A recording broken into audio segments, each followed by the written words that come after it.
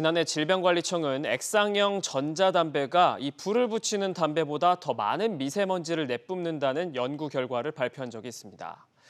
길거리에선 실제로 느끼는 것과는 사뭇 다른 결과였는데 이후 전자담배 관련 협회가 크게 반발하면서 이 국가를 상대로 손해배상 소송을 제기했는데요. 최근 이 소송의 재판이 시작됐습니다.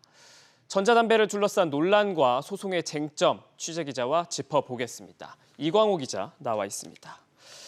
먼저 이 질병청의 연구 발표된 시간 조금 지나긴 했으니까 한번 다시 정리해 주시죠.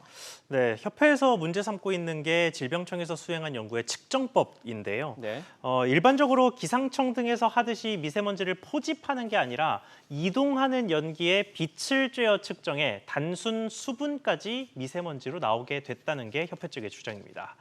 그러면서 협회는 해외의 포집 방식의 연구 사례를 제시하면서 액상형 전자담배의 초미세먼지가 훨씬 낮다고 주장하고 있습니다. 반면에 질병청은 지난해 당시 액상형에서 17만 마이크로그램 이상의 초미세먼지가 검출됐고 권료는 훨씬 적은 양이 검출됐다고 발표했습니다.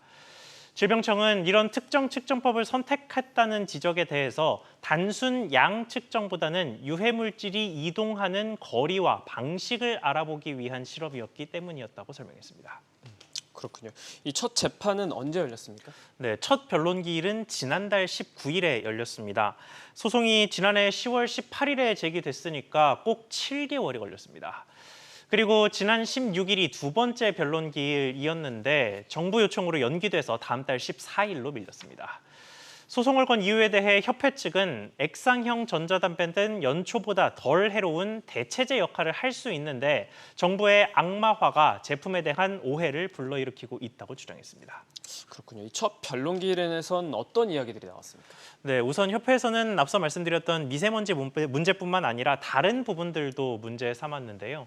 그 대표적인 사건이 지난 2019년 보건복지부가 폐손상 의심을 이유로 강력 사용 중단 권고를 액상형 전자담배에 발표했던 사안이었습니다.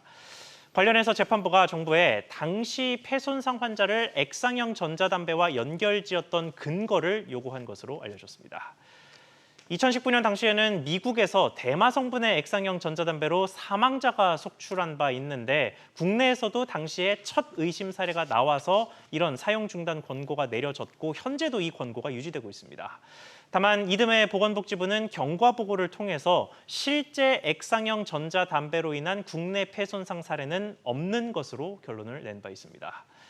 다만 전자담배협회가 식약처를 상대로도 비슷한 건으로 냈던 행정소송에서 3년이라는 시간이 필요했습니다. 그래서 액수까지 정해야 하는 이번 손해배상 소송은 더 많은 시간이 필요할 것으로 보입니다. 그렇군요. 이광호 기자 잘 들었습니다.